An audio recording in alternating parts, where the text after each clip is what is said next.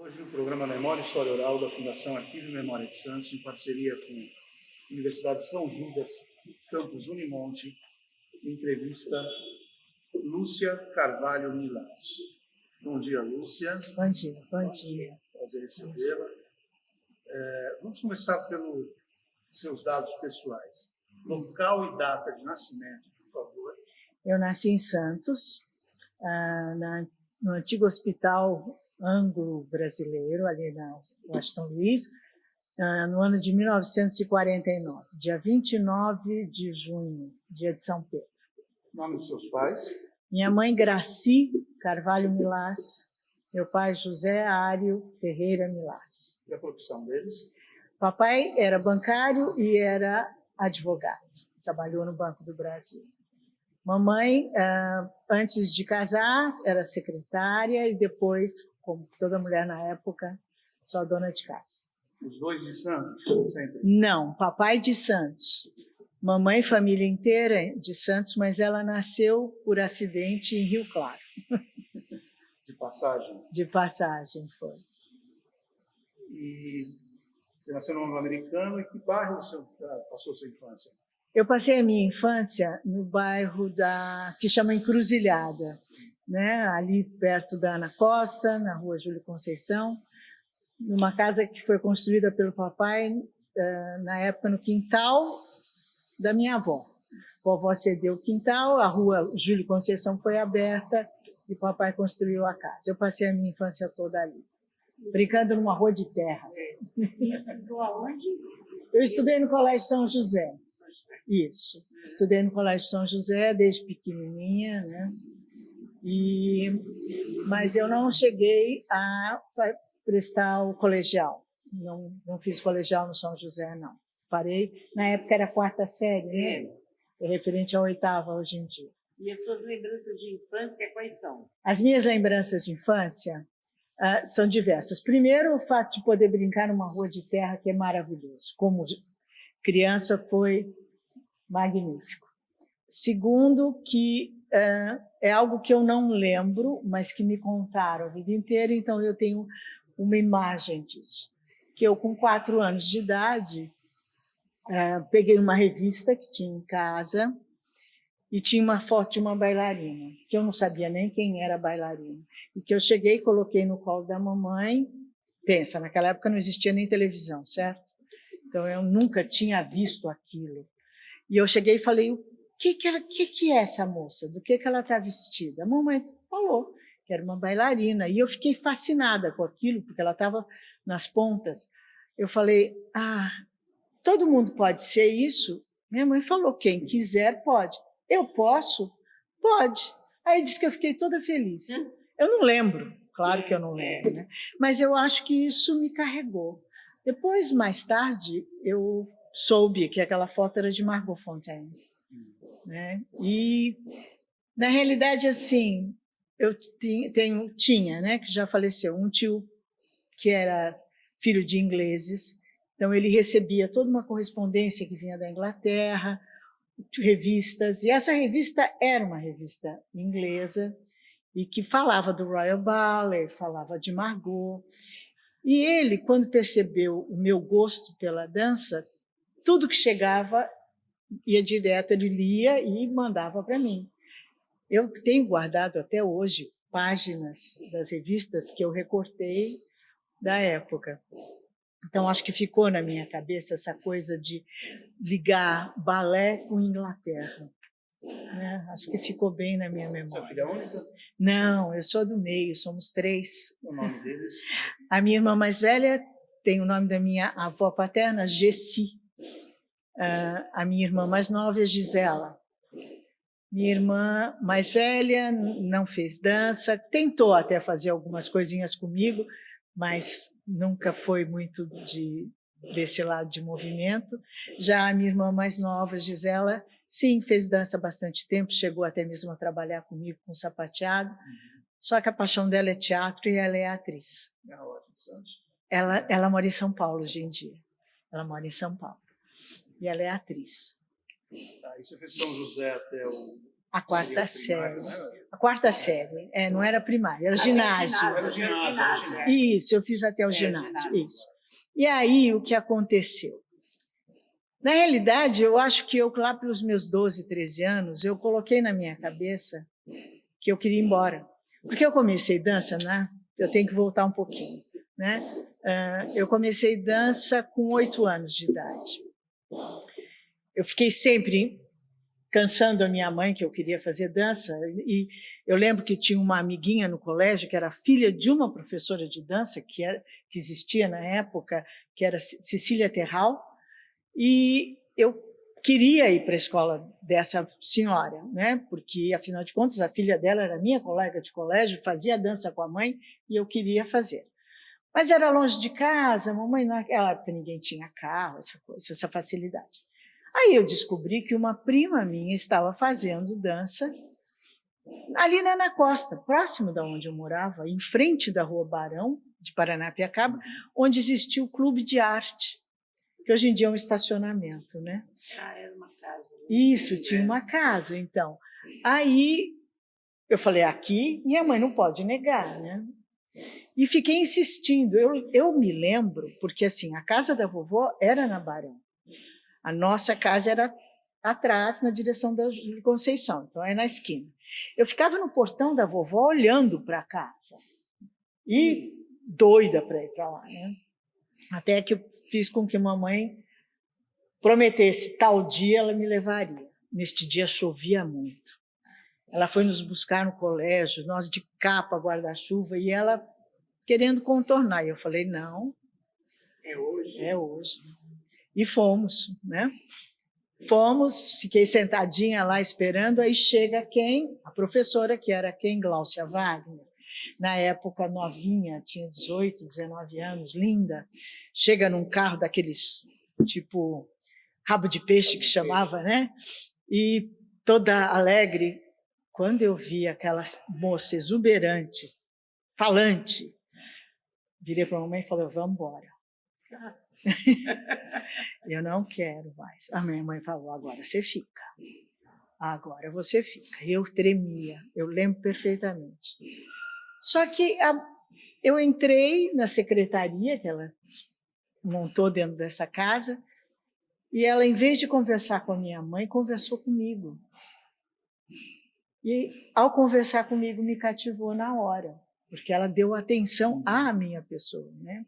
Então, eu comecei aos 8 anos, com Gláucia Wagner, e segui com ela por muito tempo, né? Segui com Gláucia até ela fechar a escola dela.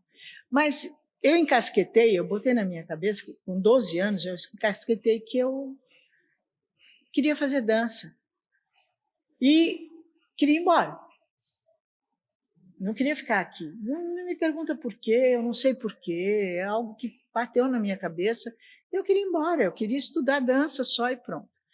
Então, estudar no colégio normal, eu fiz por total obrigação.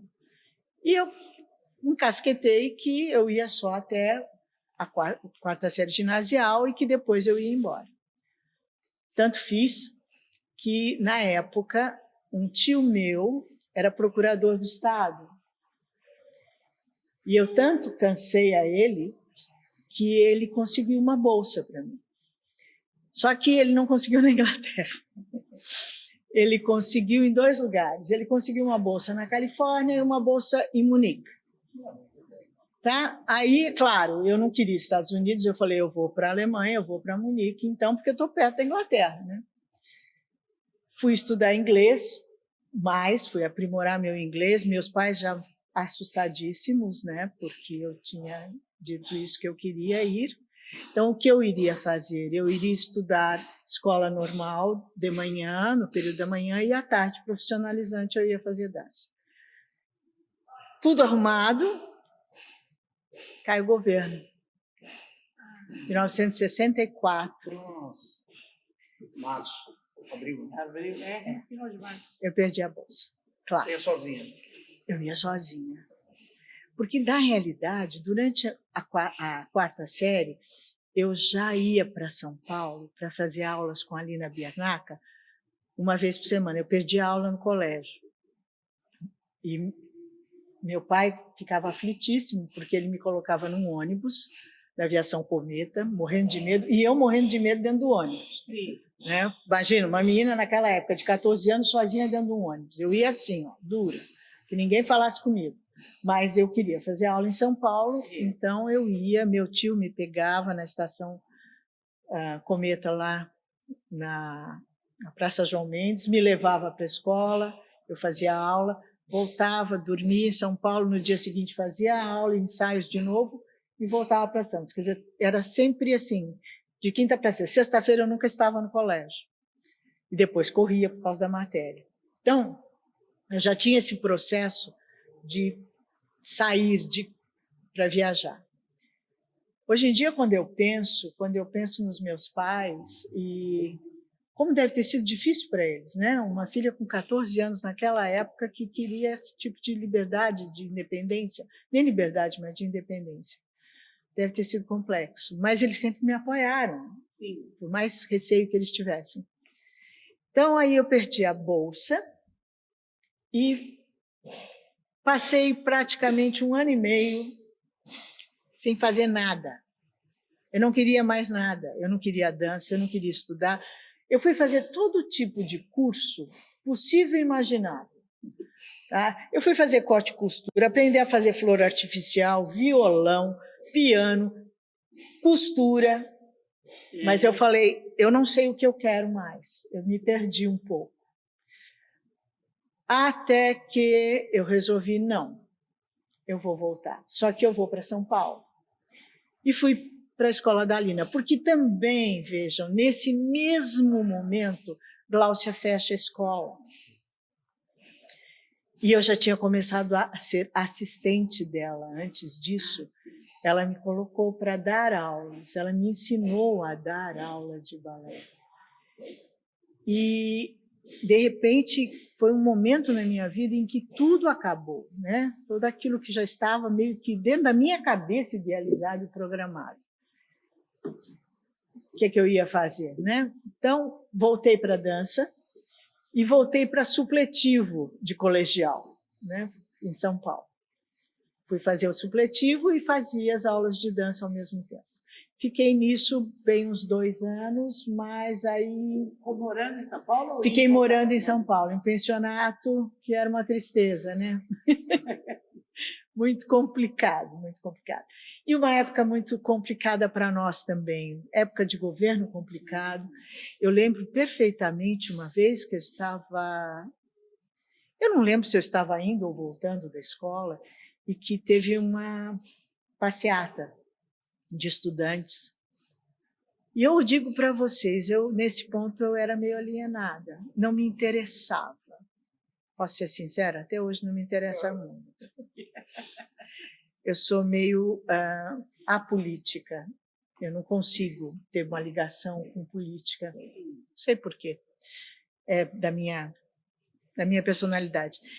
E eu não queria saber o que estava acontecendo. Eu sabia que estava acontecendo, mas não era comigo, não era da minha paixão.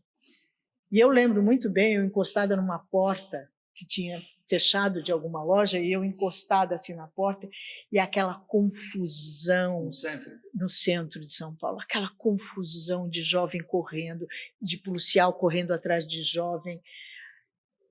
Eu olhei aquilo e pensei, meu Deus, eu não saí daqui. E eu queria ter saído daqui, eu não saí, eu estou no meio disso, né? Mas foi uma época difícil. Realmente foi uma época muito conturbada. Mas, em 68, eu disse para mim mesma, eu tenho que ir embora, mas eu não tenho dinheiro. Meus pais não têm dinheiro. Então, eu vou ter que me virar. Como é que eu vou me virar? Eu vou abrir uma escola.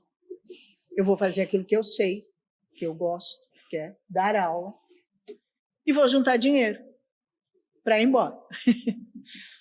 Aí conversei com meu pai, se ele me ajudava. Papai, nessa época, ainda estava, claro, no Banco do Brasil, e existia lá um fundo para poder comprar um imóvel, mas ele tinha medo. Então, Ele falou, eu vou comprar um imóvel comercial, depois, se não der certo, o que eu faço com esse imóvel comercial? Eu acho que ele tinha lá as razões dele. Então, o que ele resolveu? Comprar um apartamento. Comprar um apartamento num andar térreo, Sim. onde depois, caso a escola não desse certo, ele poderia alugar ou vender com mais facilidade. Eu fui ver com ele, gostei do apartamento, porque eu vi que podia ampliar a sala, e falei, tudo bem. Tinha 2 entradas, conversamos com os moradores, eles aceitaram, e eu abri a escola. Onde era? Era na Conselheiro Ribas. Sim. Conselheiro Ribas, um prédio que ainda existe, eu não lembro o número, e foi num andar térreo desse prédio, e eu abri a escola no dia 4 de março de 1969. Eu era secretária, eu era faxineira e eu era professora. Recepcionista e a professora. Eu só não era pianista. Mas papai me deu um piano de presente, que eu tenho esse piano até hoje, e eu comecei a escola. E foi muito bom, eu estava me realizando nisso. Muitas das meninas que tinham feito aula com a Gláucia vieram para a minha escola. Na realidade, durante esse tempo que eu fiquei em São Paulo, eu voltava a Santos e eu dava aula dentro de um conservatório, Conservatório Carlos Gomes, acho que era na Bernardino de Campos. Eles tinham um porãozinho e eu dava aula lá. Então, eu já tinha algumas aluninhas ali. E outras que tinham sido minhas alunas na Gláucia, eu coloquei na garagem da mamãe uma barra e eu dava aula para elas na garagem da mamãe também. Então, eu continuava, né, pipocando assim. Essas meninas, claro, passaram a ser minhas alunas e eu comecei. No final do primeiro ano, eu já tinha 80 alunas. Posso continuar falando? Então, o supletivo eu fiz todos os exames, mas peguei meu diploma, engavetei e falei, faculdade não quero. Lembro de papai sentar comigo para ter certeza, antes de eu abrir a escola, né, de que realmente era isso que eu queria. Papai era uma pessoa incrível nesse ponto, minha mãe também, porque eles nunca impuseram nada para nós. Eles conversavam e diziam, você é que vai tomar a decisão, nós vamos te apoiar, mas esperamos que você realmente cumpra aquilo que você está se propondo. Então, ele conversou, eu lembro, um tempinho comigo, falou, te dou uma semana para pensar. Falou de todos os prós e contras, falou dos benefícios se eu continuasse estudando, se eu fizesse uma faculdade. Na época ele perguntou se eu tivesse que fazer uma faculdade, qual que eu faria. Eu falei que seria arquitetura. Mas, na época nem existia, eu acho, faculdade de educação física aqui. Nem lembro se existia ou não lembro. Começa nessa época. Nos 70. Isso, exatamente. Então, eu nem pensava, eu pensei em arquitetura. Mas aí, depois de uma semana, eu falei para ele, pai, não, é isso que eu quero. Então, eu acho que eu tinha em mim aquela coisa, tem que dar certo. Né? Eu me comprometi, tem que dar certo. Aí comecei a escola e a escola foi andando, foi fluindo, foi chegando mais alunas, eu fui me envolvendo e meio que esqueci a ideia de ir embora. Só que, assim, na época também eu comecei a perceber que eu tinha pouca bagagem. Eu precisava saber mais para continuar transmitindo, ministrando aulas. Por sorte, a Royal Academy veio para o Brasil. A Royal Academy, o método da Royal Academy chegou no Brasil em 1968, 69, no mesmo ano que eu abri a escola. Chegou primeiro no estado da Bahia e depois no Rio de Janeiro. Quem trouxe o método da Royal Academy para o Brasil foi Dalal Ashkar, e ela era amiga pessoal de Margot Fonteyn. Quer dizer, as coisas sempre têm uma ligação, né? E aí um amigo meu, que dançava comigo, era bailarino, ele me contou, vai acontecer esse curso. Eu já me inscrevi e é uma metodologia nova e eles vão passar primeiro a metodologia para amadores, crianças e adolescentes. Eu falei, ótimo, é o que eu quero. E fui fazer o curso. Amei, fiquei apaixonada pelo curso, claro. Eu lembro que não existia apostila, nós tivemos que escrever tudo à mão, mas o curso era muito rico, era fantástico. Só que eu gostei muito, mas eu queria dar continuidade. Por sorte, estava no curso uma moça italiana que tinha vindo para o Brasil e que tinha estudado dentro do Royal Ballet. Então, ela tinha carregado com ela uma bagagem da mesma metodologia. E ela conhecia a metodologia para profissionalizante, não só a amadora, porque eu fui aprender a amadora para poder transmitir para os meus alunos. Mas a profissionalizante, eles não deram o curso de imediato, mas ela conhecia. E eu a conheci dentro desse curso. Não tive dúvida. Aí eu comecei a ir para São Paulo para fazer aulas com ela. Tá? Porque até então, a metodologia que eu aplicava era russa.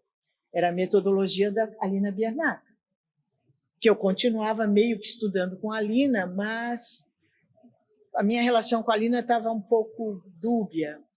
A Alina não tinha se conformado de que eu não tinha ficado com ela, não tinha ficado, porque eu dancei na companhia dela e eu resolvi sair da companhia para abrir escola e ela estava um pouco estremecida comigo. E, por incrível que pareça, ela estava aprendendo a mesma metodologia no mesmo dia que eu. Ainda chegou, me chamou. Tá, você agora aprendeu essa metodologia também. Você não quer voltar para a minha escola? Fecha essa sua escola. Volta.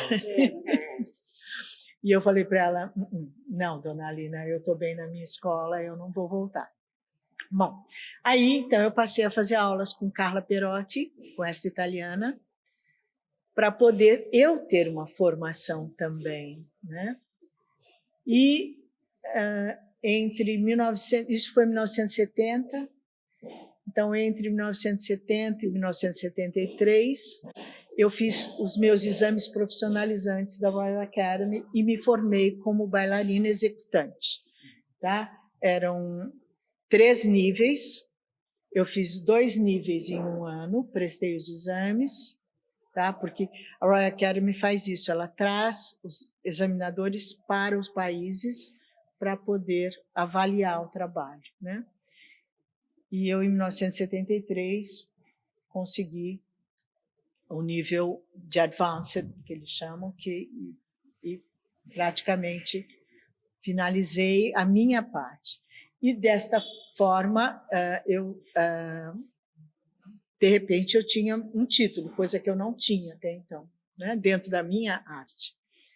Comecei a aplicar a metodologia dentro da escola, comecei a trazer examinadores para examinar o meu trabalho. No começo, eu lembro que a primeira pessoa que eu levei para prestar um exame da Royal Academy, eu levei para Campinas. Eu não podia trazer para cá porque eu preparei uma aluna.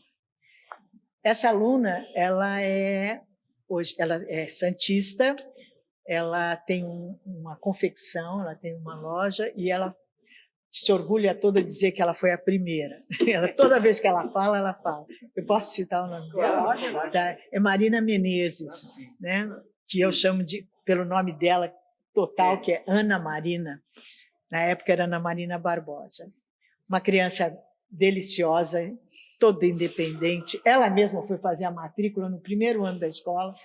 Ela chegou lá toda assim, dizendo que ia fazer a matrícula dela. Depois que eu fui conhecer a mãe. Então eu falei, essa é das minhas, né? E foi comigo para Campinas, fez o exame, foi linda, fez um exame lindo, continuou comigo muito tempo, chegou até mesmo a dar aula na escola, e depois casou e seguiu a vida dela. Mas continuamos muito amigas. Então, eu fiz aí, prestei meus exames,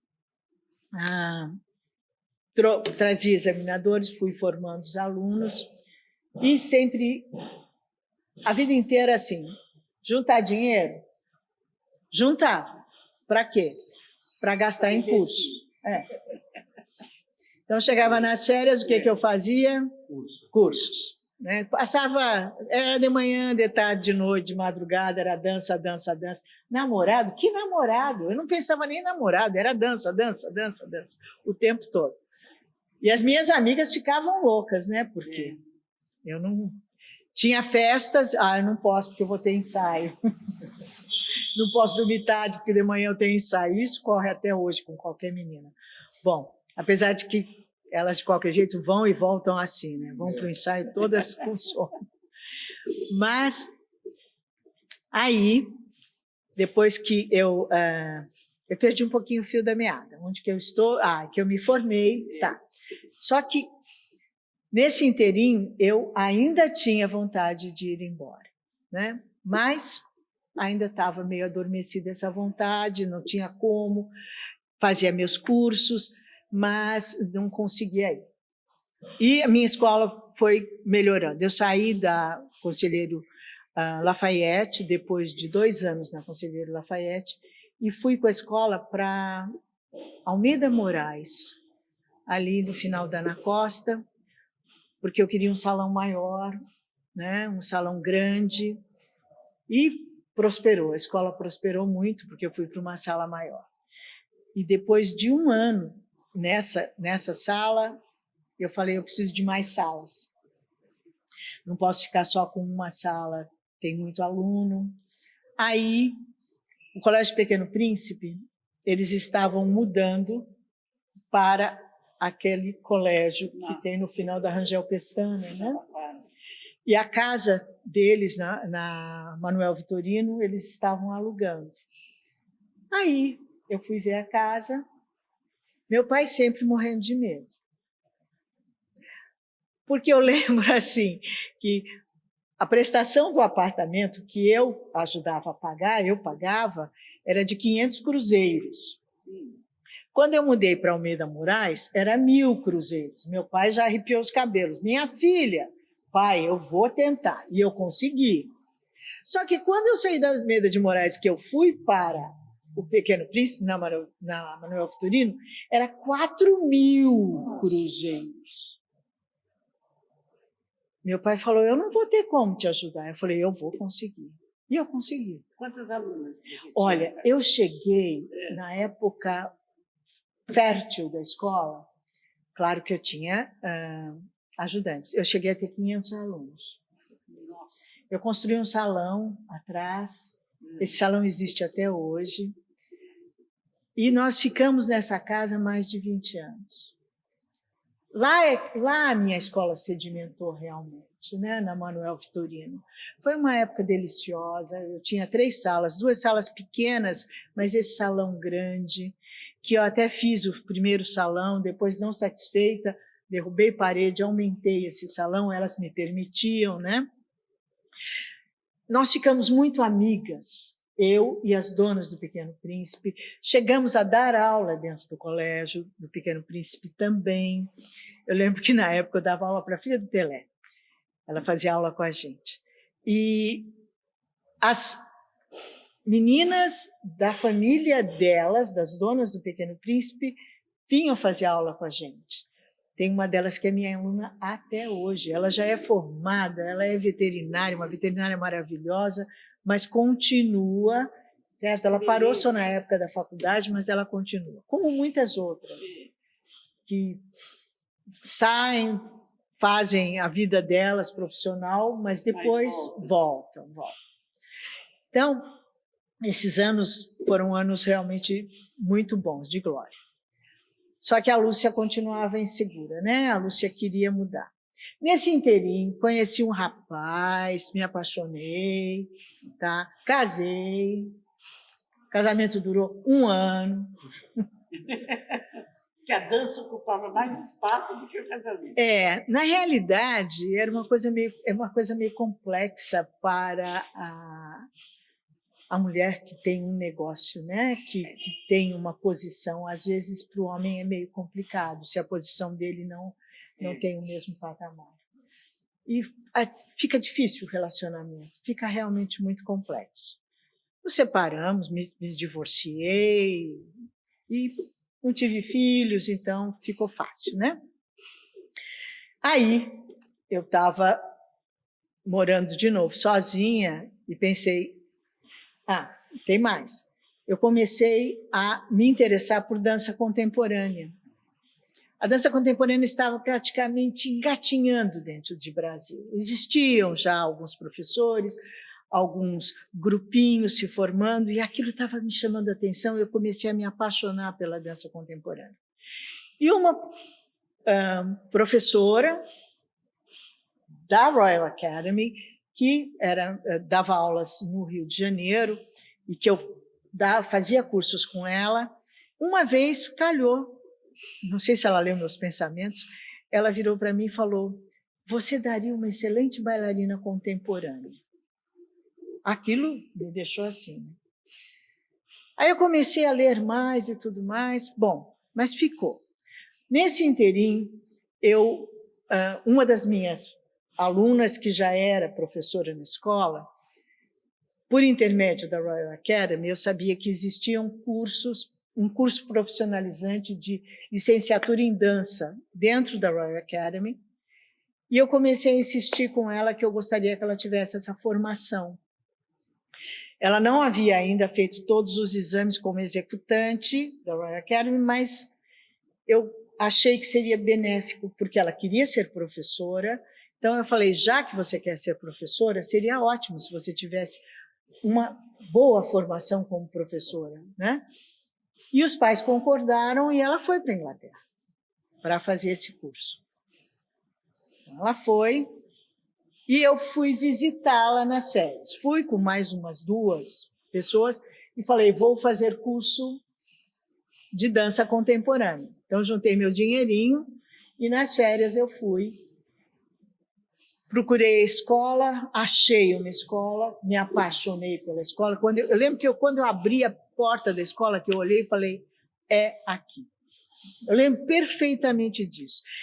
Eu respirei diferente. Aí fui para fazer aulas que eles chamam de evening school, né? Aulas à noite, que é um curso separado do curso full-time da escola.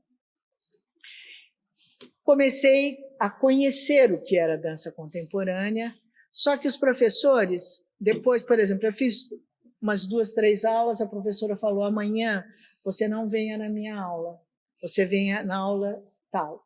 E começaram a me pular de nível, até que eu cheguei no nível mais alto. Em uma semana eu cheguei no nível mais alto da escola, da evening, né?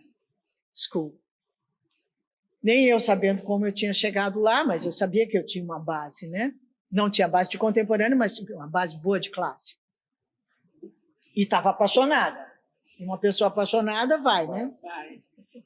Aí esta professora do último grupo, que era diretora da escola part-time, a escola noturna, falou, vai ter uma audição. Você não quer prestar uma audição para a escola integral, full-time? Eu falei, eu? Eu tinha 30 anos. Eu falei, eu? Ela falou, para você ter essa experiência. Parecia, sabe, que essa mulher me conhecia, sabia que era o meu sonho. Eu respirei e falei, meu pai, o que eu faço? Aí ela me deu o papel, fiz a inscrição, foi uma loucura, fiz tudo, tinha que fazer uma preparação toda, eu tinha que montar uma coreografia para mim mesma, fui escolher música, gravar em fita cassete, ensaiar num quarto de hotel, aquela confusão. Fui prestar audição. Prestei a audição, fui ficando, né? Porque a audição é aquela coisa que eles vão mandando gente embora, né? Eu fui ficando. Quando chegou no final, mandaram esperar, algumas pessoas esperaram. Aí eles vieram, mandaram outras pessoas embora e me mandaram para a sala do diretor. Eu fui. Aí ele quis saber da minha história, quem eu era. Eu falei, eu estou aqui de férias, eu tenho uma escola no Brasil. O que você pode fazer com essa sua escola? Eu olhei para ele e falei, eu não sei. Eu falei, a gente dá para você meia bolsa. Vamos te dar cartas, você volta para o Brasil, tenta conseguir a outra meia bolsa e venha. Vocês imaginam, né? Eu lembro que eu cheguei para as meninas, eu fiz assim e falei, sabe aquilo que eu quis a vida inteira? Que eu comecei a pensar, eu tinha 12 anos? Está aqui, ó. Ou eu não fecho a mão, ou eu deixo ir embora. Eu lembro que uma delas falou, fecha já, fecha essa mão. Eu falei, eu não sei o que vai acontecer.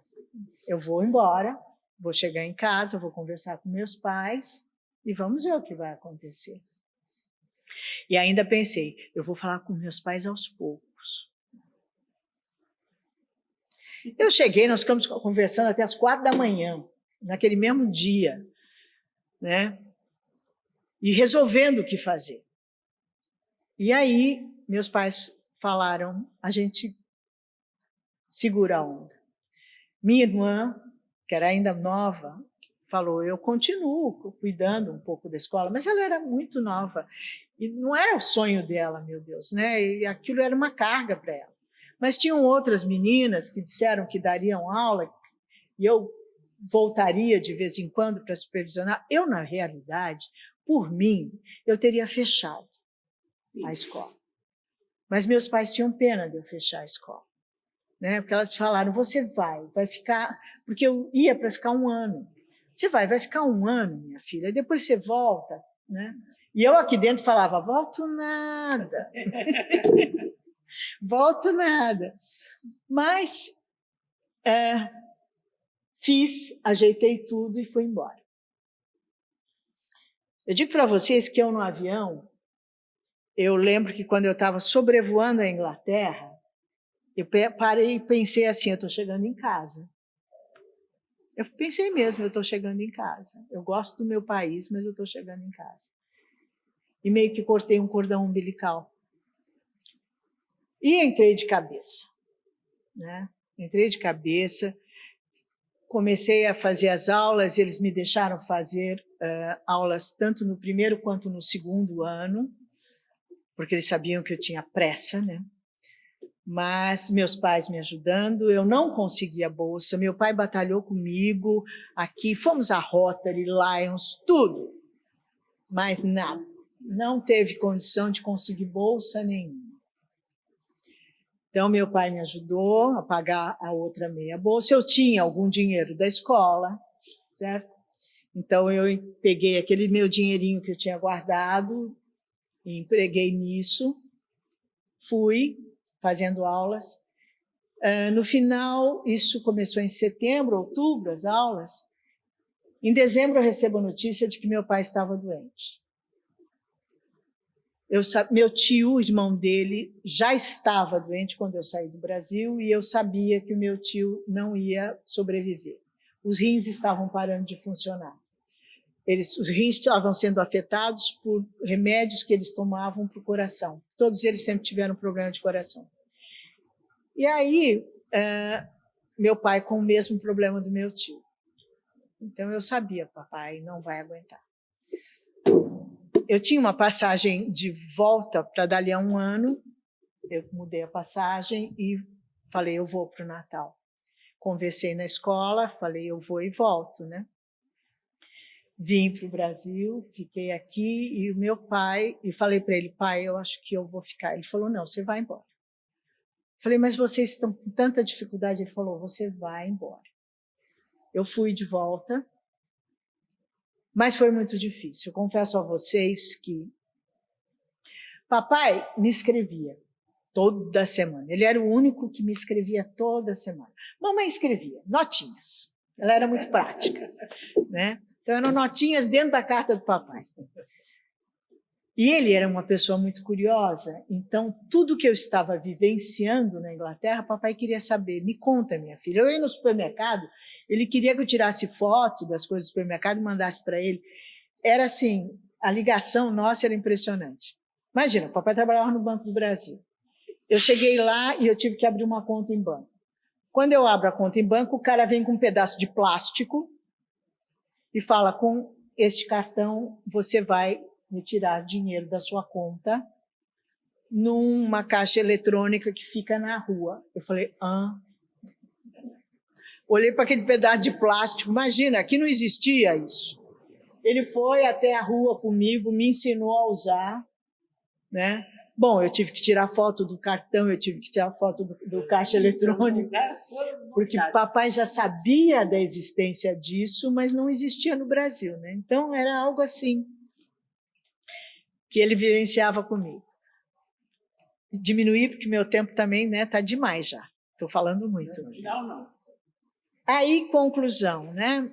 Foram 6 meses meio complicados da minha vida, mas eu fui levando e eu não tinha dinheiro para pagar todas as aulas, então eu diminuí algumas matérias, porque eles cobravam meio que por matérias. Então, aquelas matérias que não eram tão essenciais, eu deixei de fazer, porque eu não ia ter dinheiro para isso. Eu comecei a trabalhar de caixa num restaurante, para poder me manter, então eu trabalhava de caixa nesse restaurante, à noite, chegava de manhã, eu ia para a aula troncha, mas tudo bem, pelo menos pagava o meu aluguel e continuava minhas aulas.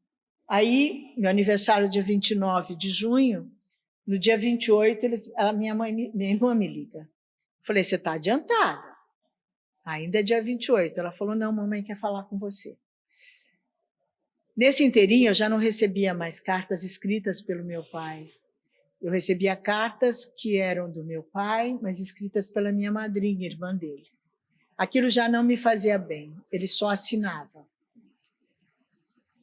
E aí a mamãe falou, os médicos disseram que é para você vir embora, que está na hora de você vir. Aí, na última carta que meu pai me escreveu, ele me pediu para comprar um perfume, uma água de colônia. Ele falou água de colônia, é isso. Eu achei estranho, papai nunca usou nenhum perfume. Falei, ele quer dar para um médico, né? Vai ver, né? De presente, tá. Nesse dia que a mamãe me ligou, ela me ligou à noite, no dia seguinte eu fui à escola, eu estava fazendo um trabalho coreográfico que era para apresentar como prova de final de ano, e eu não ia poder terminar. Aí eles disseram, tinha uma amiga minha que estava como minha assistente, eles disseram, ela apresenta por você, não tem importância, a gente considera. Eles foram maravilhosos, conseguiram uma passagem com desconto rapidinho para o mesmo dia, né? Isso era dia 29. Eles conseguiram para o dia 30 a passagem e eu fechei tudo, fiz mais um ensaio. Quando eu estava indo para casa para começar já a arrumar minhas coisas e tudo mais, eu lembrei do tal perfume, parei numa loja, entrei, comprei a tal água de colônia, vim para o Brasil, cheguei aqui, fui para o hospital, papai já estava lá, estava com sonda e tudo mais, ele ia fazer uma intervenção porque ele ia começar a fazer a hemodiálise, né? E ele me perguntou, você trouxe o perfume? Eu falei, sim, está aqui na minha bolsa. Peguei, aí a mamãe virou e falou, eu falei, para quem é? Ele falou, é para mim. Eu achei estranho aquilo. Eu falei, tá, pai. Ele falou, eu quero sentir o cheirinho. Eu fui abrir, a mamãe falou, Lúcia, ele vai entrar na sala de cirurgia. Ele pode ficar enjoado, que bobagem, não faça isso. Falou, José, espera. Depois, guardei o perfume. Papai morreu, né? Faleceu, não voltou. No velório, sou eu lá no velório, o perfume na minha bolsa. cato perfume, falo com a minha madrinha e conto a história. Ela falou, vamos passar nele. Eu falei, é? Ela falou, é. Você não tem coragem? Eu falei, acho que não. Ela falou, eu tenho. Catou o perfume, tirou aquele véuzinho, encheu meu pai de perfume, nós cheiramos a ele. Pai, você vai cheiroso, pai, tá uma delícia esse perfume. Deixei o perfume, guardei na bolsa, papai foi embora. Pus o perfume lá no meu quarto e tal. Um belo dia eu resolvi, quero sentir o cheiro, né? Fui abrir o perfume, ele tinha uma tampa de madeira. A tampa de madeira saiu da minha mão, a tampa de metal estava ali. Até hoje ninguém abre, não se consegue abrir. O tantinho que foi no meu pai é o que falta desse perfume. Bom, essa é uma história, né? Que eu tenho esse perfume guardado, meu filho sabe da história, todo mundo da família sabe, e esse perfume é para continuar na família. Por sinal, meu filho pediu o mesmo perfume para ele, eu comprei e dei um vidro para ele, e é o perfume que ele usa hoje em dia. Bom, água de colônia, né? Então, aí eu e a mamãe pensamos, o que eu faço? A escola tinha ido para o brejo. Eu tinha voltado a ter 60, 50 alunos, a escola não estava bem. A mamãe falou, deixa a escola do jeito que está, elas vão levando, paciência, mas vai completar seu curso. Aí eu voltei, né? Quando eu cheguei, que eu fui falar com o diretor, eles me perguntaram se eu queria dar aulas e, desta forma, pagar mais matérias. Eu falei, claro. Aí eu passei a dar aulas aos finais de semana para adolescentes, aulas de clássico. Então, eu dava para crianças e adolescentes aulas de clássico na minha escola. E, com isso, eu estava pagando aulas a mais, né? Então, estava ótimo. Eu continuei, estava já fazendo aulas de segundo e terceiro ano. E todo mês, quando acabava o mês, eu ia lá, assinava lá um papelzinho para declarar que eu tinha dado as minhas aulas, tá? Chegou um belo dia, eu fui lá para assinar, tinha um cheque. Eu falei, vocês se enganaram, eu não recebo. Não, agora você recebe. Você pode fazer o curso integral, porque nós conseguimos uma bolsa que junta fundos dos bancos da América Latina. Quer dizer, algo que eu não tinha conseguido no meu país, infelizmente, mas eu consegui na Inglaterra, e eles na Inglaterra lutaram dentro da escola para conseguir isso para mim. Eu sou agradecida, muito agradecida até hoje. Então, eu fiz todo o curso, dava aulas, e ainda me ofertaram, porque eles sabiam que eu iria voltar, né? E a ideia deles é de que eu daria aulas de contemporâneo aqui.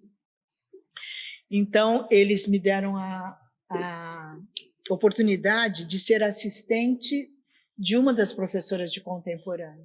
Então, eu também eu dava aulas de clássico para jovens e aulas de contemporâneo também para jovens. Depois dos 3 anos, eu voltei. A escola estava lá embaixo, eu puxei a escola lá de baixo, trouxe a escola para cima. Fui dar aulas em São Paulo também. Eu dava aulas de contemporâneo para o Grupo Cisne Negro, auxiliava a Luísa Rieta, que era coreógrafo do grupo do Cisne Negro, o Grupo Cisne Negro, ele fazia coreografias, então eu dava assistência para ele, eu era assistente, chama repetité. Então, eu ensaiava o grupo e dava aulas de contemporâneo para o grupo. Tinha um outro grupo em São Paulo chamado Grupo Casa Forte, eu dava aulas de contemporâneo para eles também. E montei um grupo aqui em Santos, Grupo Andara, isso, com meus próprios alunos e alguns outros elementos. Na época existia uma associação de dança aqui em Santos que estava se movimentando muito, fazendo festivais, e eu fiz parte junto com eles, com Silvano Caniati. Silvano dançava com a gente. Na época eu lembro que nós tínhamos um grupo grande de rapazes que faziam aulas com a gente dava aula para esses rapazes, eu dava muita aula de contemporâneo para eles também, e a escola estava bem movimentada. A escola voltou a ter todo um ânimo, né? No mesmo local? Tá? Não, sim, ainda no mesmo local, ainda na Manuel Vitorino. E cresceu, evoluiu muito dentro de dança contemporânea também, então nós conseguimos levar os dois métodos de uma forma muito bonita. E daí, depois de um tempo, o Colégio Pequeno Príncipe resolveu abrir mais uma unidade e nos pediu a casa. Nós ficamos um pouco aterrorizadas, né? O que fazer depois de tantos anos, mas conseguimos uma casa que é onde nós estamos até hoje. Eu não tenho salas maravilhosas, porém, é uma casa muito agradável, ali na Minas Gerais, que nos propicia fazer um trabalho muito bom. Nesta casa nós já estamos há mais de 20 anos também, né? E a escola floriu. Nesse tempo todo, eu passei... A Royal Academy me convocou para fazer o trabalho junto com eles como examinadora também. E eu fiquei muito lisonjeada com isso. Aí voltei para a Inglaterra para fazer o meu curso para ser examinadora e comecei a trabalhar para eles nesse ramo. Trabalhei para eles como examinadora da metodologia por 28 anos. E trabalhava para eles também como tutora, não só dentro de Brasil, mas dentro de Brasil principalmente. O que eu fiz como tutora da Royal Academy? Eu auxiliava a Royal Academy a passar a metodologia e treinar professores dentro da metodologia. Brasil inteiro. Foi algo assim de um peso enorme, mas que para mim foi assim muito gratificante. O fato de que eu sabia, era uma responsabilidade grande, mas que eu sabia que eu estava passando essa metodologia para jovens, professoras e mesmo professores mais de nome que queriam seguir essa metodologia ou que já seguiam a metodologia. Eu viajava dentro de Brasil, além de ser tutora, eu, como examinadora, examinei também dentro de Brasil, só não posso examinar, claro, dentro da minha cidade, dentro da minha escola, porque eu tenho um conhecimento muito grande aqui, mas examinei Brasil inteiro, alunas de escolas filiadas à Royal Academy. Dei cursos, muitos, dei cursos tanto de dança clássica quanto de dança contemporânea também, porque como as pessoas conheciam esse outro meu lado, né, como também dentro da metodologia contemporânea, Martha Graham, eu também dava cursos de Martha Graham. E trabalhei dessa forma por 28 anos, até que chegou um momento que eu falei, agora está na hora de eu dar uma pausa. Eu comecei também a me decepcionar um pouquinho com a evolução da coisa. O mundo mudou. A dança começou a ficar, por um lado, muito mais comercial, e eu não gosto muito de misturar. Tudo bem, eu sei que é muito importante esse lado comercial, tá? É a nossa sobrevivência, mas eu acho que, acima de tudo, tem que estar a arte, né? Pelo menos é o que eu faço, é arte. Mais do que o comércio em si está ali, mas a arte está aqui em cima. Eu comecei a perceber que a coisa estava virando ao contrário, aí eu falei, eu vou ficar no meu cantinho, trabalhar dentro do meu cantinho. Mesmo porque você chega numa certa fase da sua vida, eu não vou dizer idade, mas você chega numa fase da sua vida que você quer começar a selecionar o que você faz. Sim. Né? Não ter que fazer nada por obrigação, mas por prazer, por gostar. E foi o que eu comecei a fazer. Né? O sapateado começou quando? Então? Olha, não só o sapateado. O primeiro que entrou dentro da escola, depois do clássico, porque o clássico era o carro-chefe, continua sendo o carro-chefe, foi o jazz, porque eu achei um professor de jazz em São Paulo que veio e deu aulas. Aí eu conheci um professor em São Paulo de sapateado, professor Walter. E este professor, fui fazer aulas eu com ele. E comecei eu a dar aula. Então, não era um outro professor que vinha para dar aula na escola. Só que eu abominei aquilo. Aquele barulho dentro da sala, eu tenho que gritar, porque sapateado faz o barulho, né? E aquilo eu falei, isso, essa aqui não é a minha praia. Mas eu, muito esperta, o que eu fiz? Catei a minha irmã, catei mais uma aluna e falei, vocês vão aprender sapateado. Aí eu ia fazer aulas, mas eu carregava as duas comigo. E aos poucos eu fui pondo elas para dar aula. Uma delas não quis, que foi até Marli Apoliano, que acabou indo para Londres para fazer a licenciatura em dança em Londres. Né? Ela é completamente clássica, a Marli é pura clássica até hoje. Mas a minha irmã adorou sapateado. Então, começou a dar aulas de sapateado na escola, começou a criar as alunas dela. Quando ela foi para São Paulo, já haviam outras alunas que já estavam fazendo cursos em São Paulo e dando aulas de sapateado.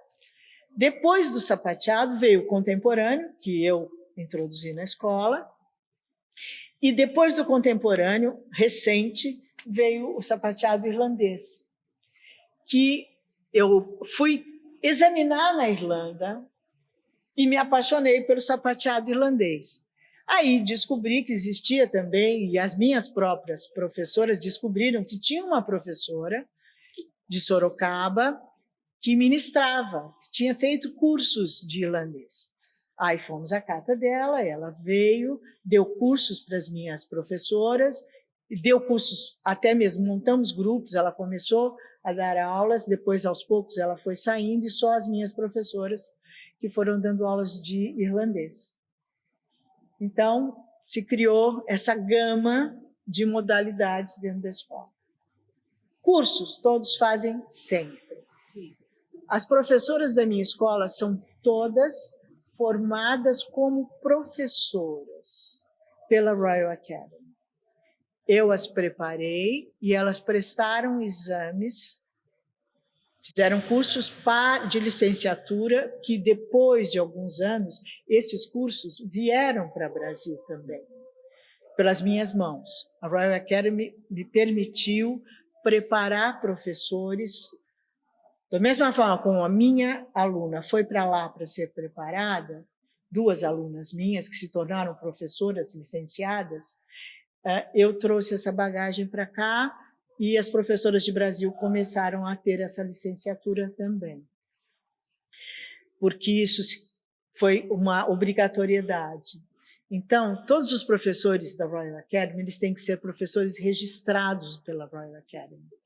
Ele não pode simplesmente aprender dança e achar que aí ele pode ministrar e assinar os exames dos seus próprios alunos. Não, ele tem que ser um professor registrado pela Royal Academy. Tem que ter passado pelo curso de licenciatura, de formação de professor.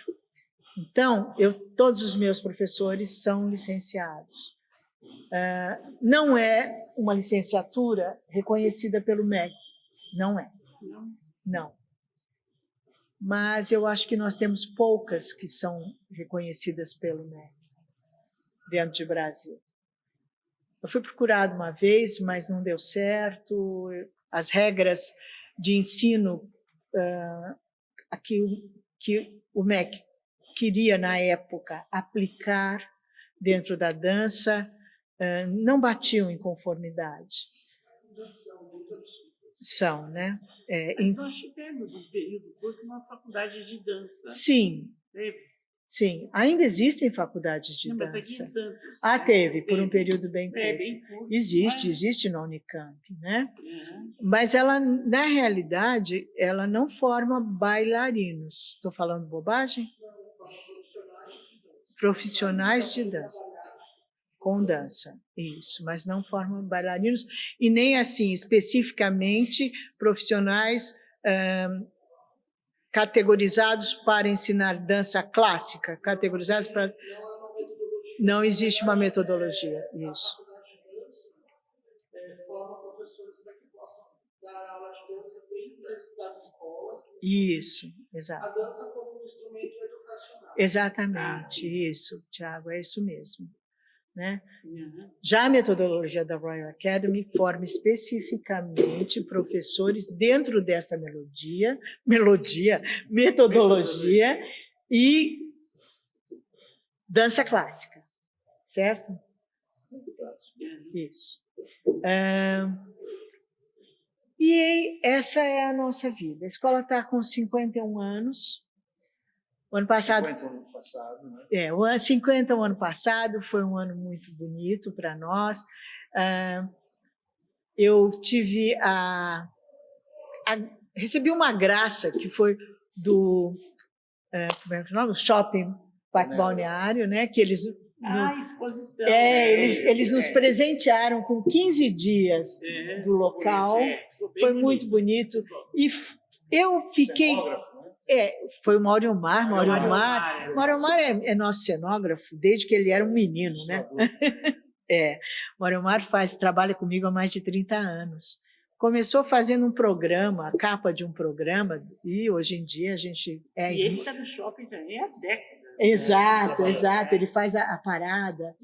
E ele, por intermédio dele, nós conseguimos isso, e foi uma delícia, foi muito bom, porque, diga-se de passagem, muitas das escolas santistas, as professoras, foram alunas da minha escola, foram minhas alunas. E aí eu abri para todas, eu convidei elas são minhas filhas. E não tem essa de ter rivalidade, nada, não existe. Elas têm, assim, eu percebo que elas têm uma consideração pela minha pessoa, e eu tenho uma consideração muito grande por elas. Então, eu falei, por que não convidá-las para que elas venham fazer parte da nossa festa? Elas aceitaram e foi muito bom. Foi uma delícia. Trouxeram as suas alunas, convidei, inclusive, algumas que não estão mais em Santos, estão fora de Santos e vieram, trouxeram os alunos, e todos se apresentaram, tinha um mini palquinho, foi muito bom. Demos aulas, achei que a ideia no começo ia ser uma maluquice e depois não foi. Nós conseguimos realmente juntar todo mundo. Tivemos os espetáculos normais, hoje em dia nós temos um curso de teatro musical dentro da escola também, que é uma delícia. Ainda está caminhando, ainda não tem uma sedimentação, mas, se Deus quiser, um dia terá. As pessoas acho que meio que confundem, acham que... Elas não conseguem entender que é um curso que está dentro da escola, mas ele é independente, ele anda com as próprias pernas. E acho que as pessoas confundem e acham que é um curso de teatro ligado à dança clássica. Nada a ver. É teatro musical. Tem dança, mas tem canto e tem interpretação. O aluno pode até fazer dança, mas não necessariamente. Tá? É um curso que trabalha meio que independente disso. Mas as pessoas confundem e ficam meio assim. Ainda existe um certo, aquilo que a gente chama, que eu não gosto da palavra, né, mas um certo preconceito. Eu prefiro falar receio. Né? Mas estamos caminhando. Montamos um espetáculo o ano dos 50 anos, montamos uma adaptação do Hairspray, que foi uma delícia. Foi uma delícia, foi muito gostoso, foi muito bom. Esse ano foi um ano difícil, com certeza, né? Para todos, continua sendo, porém, conseguimos começar de novo, reabrir a escola e acabamos de fazer, final de semana, dessa semana passada, fizemos uma mostra, que eu até brinquei e falei, já que o teatro, eu não posso ir ao teatro, eu levei o teatro para dentro da minha casa, né? E nós montamos um palco, mini palco, dentro da sala. Foi muito interessante, porque eu pensei nisso, falei, vamos tentar fazer. Conversei com o Gabriel Lancelotti, que é quem faz toda essa produção de iluminação, que é um amor de pessoa, cara fantástico, profissional excelente. conversei com Juliana, que também é profissional e que foi para fazer a filmagem da PR Visual, e quando o Gabriel chegou e começou a montar, eu achava que ele ia montar, sim, ia pôr luz. Mas quando eu vi aquele palco pronto, eu digo para vocês, a emoção correu solta. Quem disse que eu conseguia dormir à noite? A minha cabeça girava, girava, girava do que ia acontecer naquele dia. Porque, de repente, eu vi a realidade do que eu tinha feito.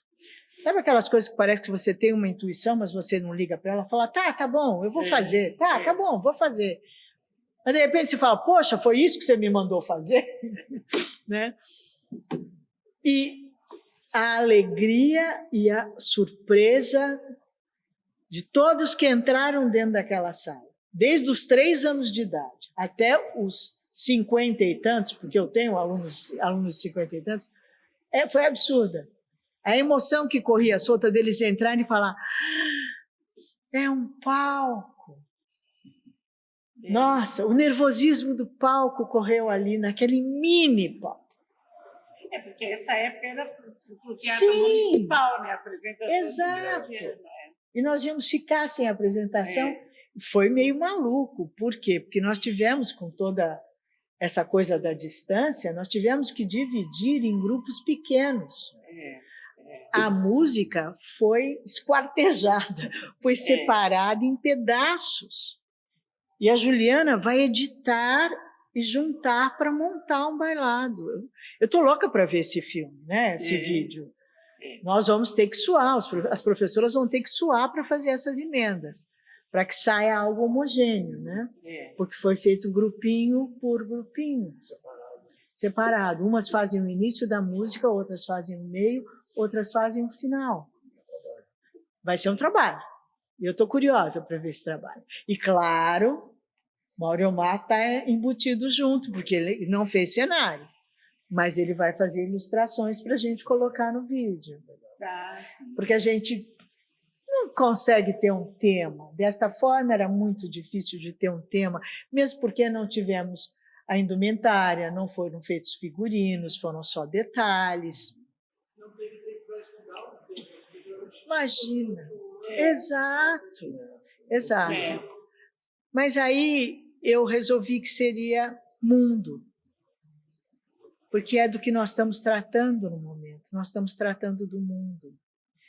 E o mundo somos nós, e o mundo é um só. Né? Então, cada grupo está representando um país, de uma forma muito leve. Não está querendo falar nada, mas nós pegamos uma música daquele continente e de um determinado país. Claro que nós não conseguimos falar de todos os continentes, tá? Porque também pelo tempo, tá? Precisa de um estudo maior.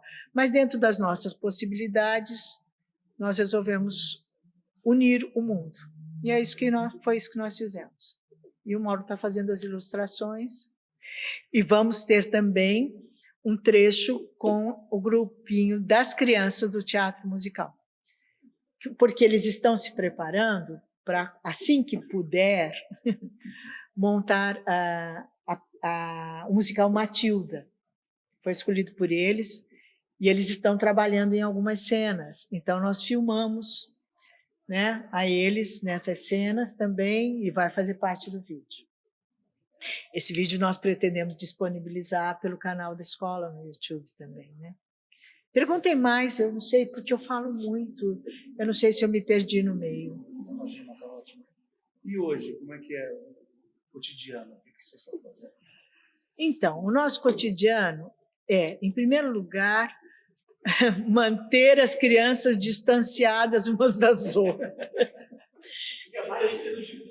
Muito difícil, principalmente as pequenas. Elas querem abraçar as professoras, né? Elas querem se abraçar, querem tirar a máscara, né? Então, é complexo. Mas, fora isso, tentar recuperar aquilo que, por exemplo, elas fizeram aulas online, mas a técnica em si não foi tão desenvolvida, né? O que nós tentamos só foi manter uma chama, tá? Deixar apagar. Agora que elas voltaram à sala de aula, nós estamos tentando, aos poucos, voltar o físico delas, tentar recuperar esse tempo, né, que elas perderam. E fazer com que, principalmente as menores, que tenham essa consciência, porque elas estão num momento muito difícil e muito dispersas, tá? Com 1000 preocupações, né? Então, às vezes é difícil realmente trazê-las para dentro da sala de aula. E sempre acaba tendo um caso ou outro de uma que acaba não vindo, né? Por quê? Porque o pai foi diagnosticado com o Covid, então a criança não vem, aí ela volta a fazer aula online. Tudo isso, a gente então está muito mais preocupado com o emocional, com o mental, do que com a técnica. Porém, a técnica está ali, a gente está trabalhando, e nesse momento nós estamos pensando um pouco mais adiante em como será 2021, início de 2021, o que poderemos oferecer para elas. Não vou te dizer, sim, já estamos pensando no espetáculo no final do ano. Loucura, eu não posso fazer isso. Ainda não. Querer? Sim, claro, é o que nós fazemos, né? Eu faço a supervisão da escola. Eu não dou mais aulas, tá? Mesmo porque o meu próprio físico não me permite mais. Eu tenho problemas nos meus 2 joelhos, com relação à idade, com relação a todo esforço que eu fiz também.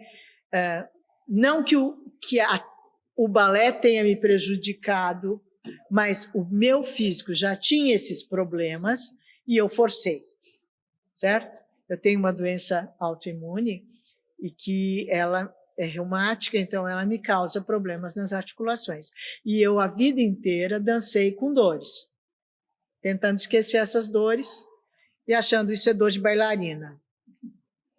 Mera ilusão, não era dor de bailarina, né? Era dor proveniente dessa minha síndrome. Só que com a idade a síndrome falou, parou, chegou, né? Então, pouco dou aula.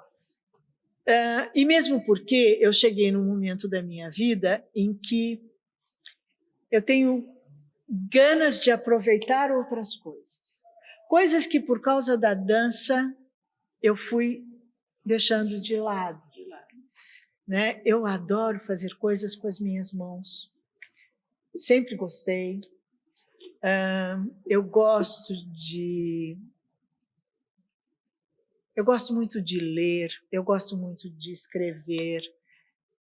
E eu passei a fazer estas coisas que eu tinha deixado um pouco de lado por conta da dança, né? E quero fazer outras, né? Uma delas, por sinal, vocês não vão dar risada, tá? Mas eu vou pular de paraquedas. Eu estou louca para pular de paraquedas. Eu sempre tive vontade. Eu sempre gostei de coisas radicais. Sim. E por causa da dança, tá? A minha mãe mesmo falava, minha filha, eu comecei querendo ter patim, minha mãe não me permitiu. Eu queria bicicleta, minha mãe ficava meio assim. Então, aí eu queria skate, minha mãe ficava meio maluquinha, né? Meu filho faz tudo, não tudo, né? Mas ele adora um skate, ele anda de skate o tempo todo, né? Eu queria surfar, não pude surfar. Mas tem uma escolinha ali na praia. Eu sei, pois é, então. Então, tem essas coisas que eu tenho vontade, mas eu também não posso fazer tudo porque meus joelhos não me permitem. Mas pular de paraquedas de asa delta, certo? Não sozinha. Tá? E calha de que o meu sobrinho agora fez curso e é paraquedista. E ele fala o tempo todo, vem, tia. Eu falei, deixa passar a pandemia que eu vou. E você tem um único filho? Eu tenho só um filho, porque depois que eu fiz tudo isso...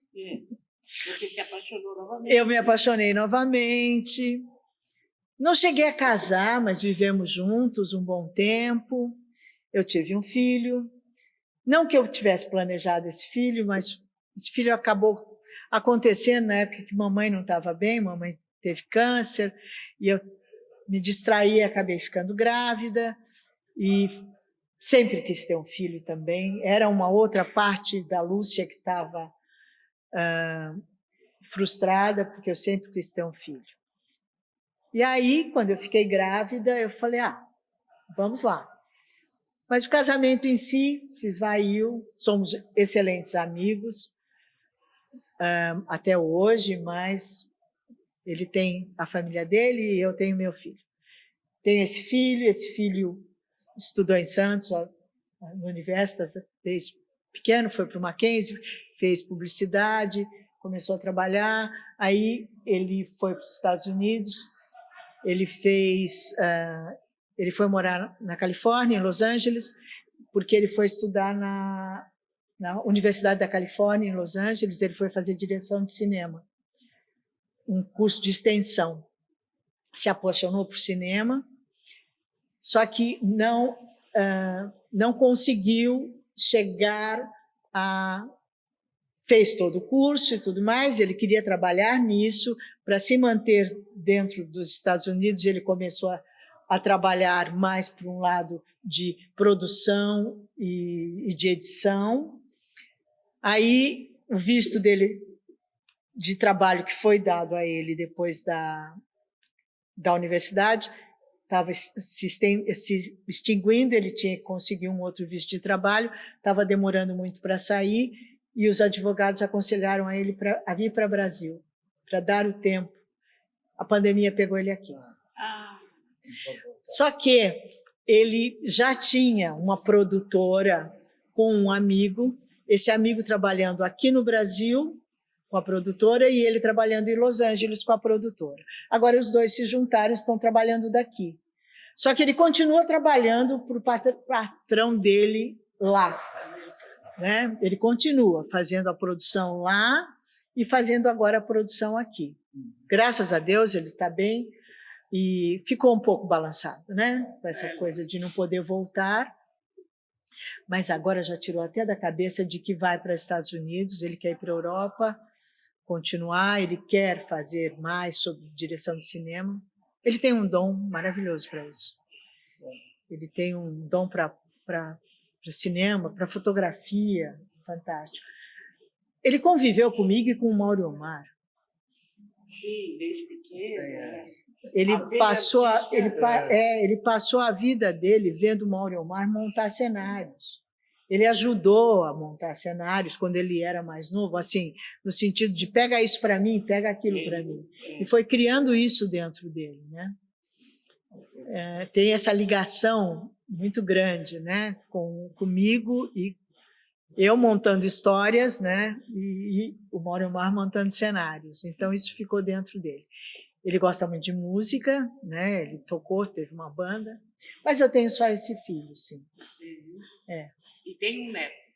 Não, neto? Não, ele é solteiro. Eu tive filho com 40 anos. Ele tem 31, eu tenho 71. E ele falou para mim, mãe, acho que você não vai ser avó. E eu digo que periga dele me aparecer com uma criança e eu já estar assim, filho de quem? Né? Eu teria vontade, sim, de ter um neto ou uma neta. Na realidade, quando Pedro nasceu, quando eu soube que Pedro era Pedro, eu fiquei um pouco aliviada. Por quê? Porque é uma cobrança menor em cima do rapaz, para alguém que tem uma escola de dança. As pessoas ficam, né, naquela, ela vai ser bailarina, ela vai ser dona da escola, ela vai ser professora. É uma carga muito grande. Essa carga ficou em cima da minha irmã um pouco, por um tempo. Exato. Sabe, eu acho que quem vai herdar a escola são elas que estão lá, vão ter escola. Hoje em dia, minha sobrinha trabalha comigo na parte de administração, é o meu braço direito e esquerdo, minhas duas pernas, né?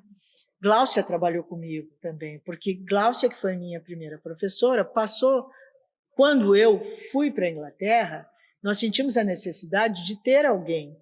E mesmo quando eu comecei a trabalhar como examinadora, porque eu viajava muito, então Gláucia precisava, na época, trabalhar, os filhos já tinham crescido, ela veio ser minha gerente.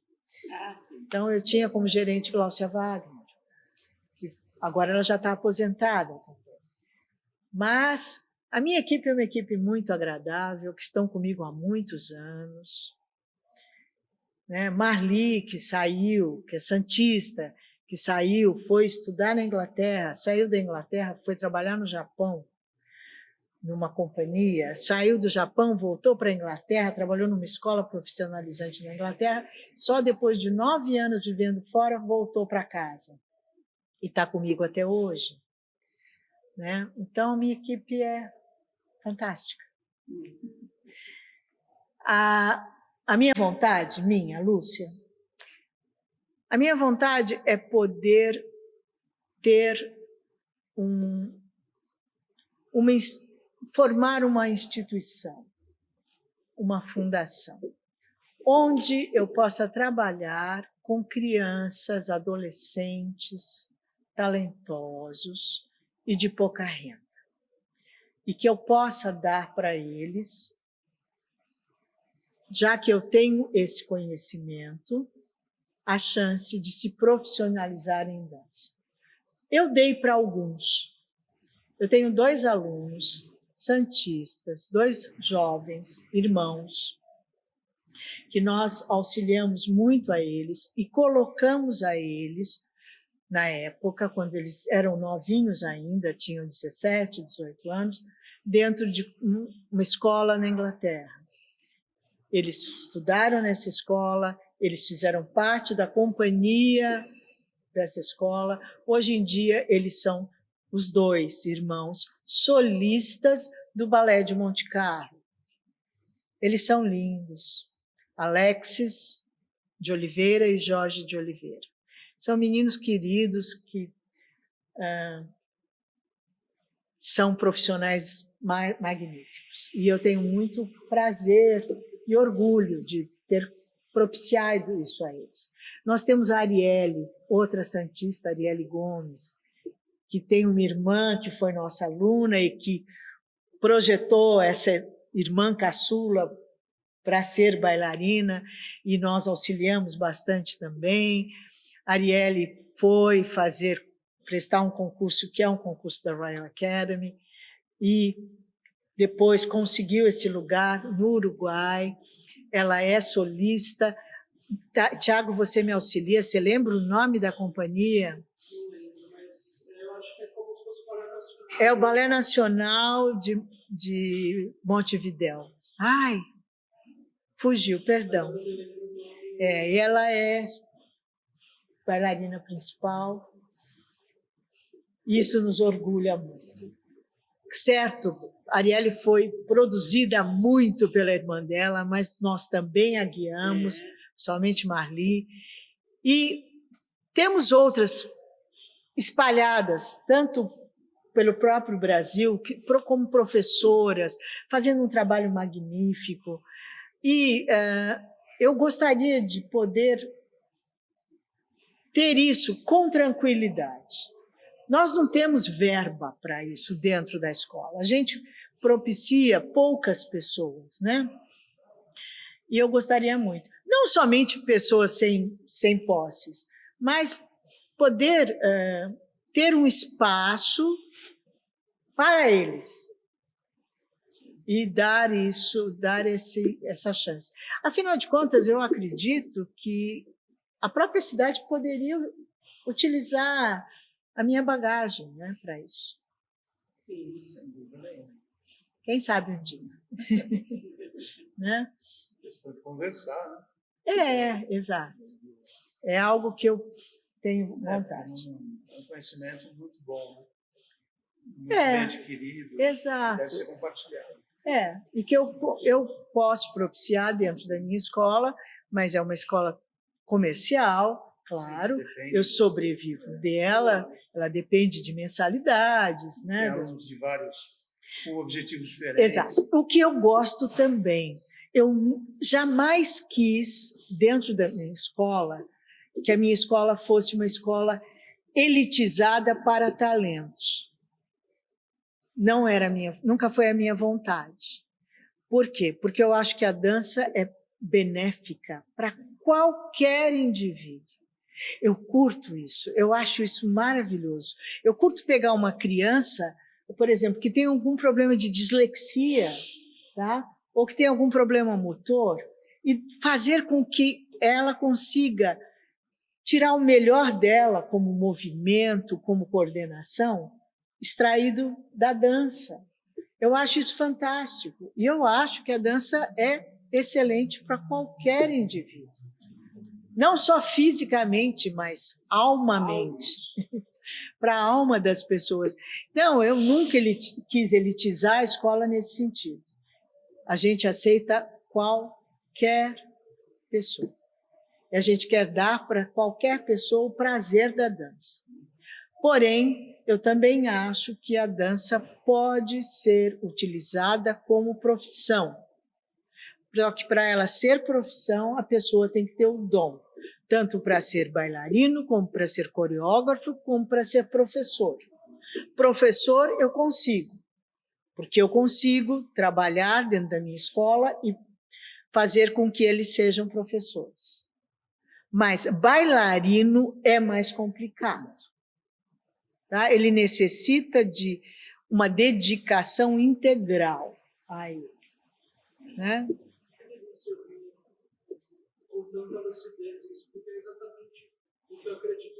Exato. E é difícil de ver, né? Porque as escolas têm outros ideais hoje em dia, diferentes desses. Eu não sei. Eu não sei o que as outras escolas pensam.